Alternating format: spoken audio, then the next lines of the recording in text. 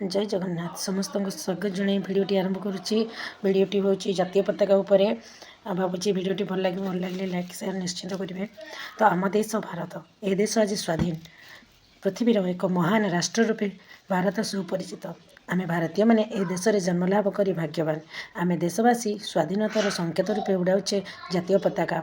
ये पताका स्वाभिमान गर्व और गौरवर तेणु जातीय पताका संबंध में समस्त जानवा उचित।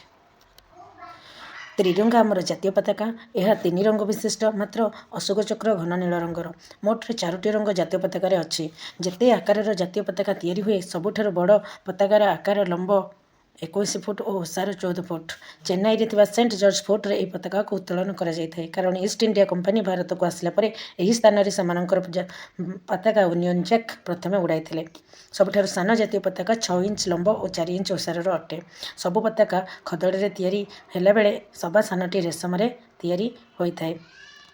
आउ नेक्स्ट वीडियो रे पताकार जन्म कहानी विषय कहबी। यदि जानापी इच्छा अच्छी तो वीडियो टी लाइक निश्चित करूँ और वेट करूँ नेक्स्ट वीडियो। जय जगन्नाथ।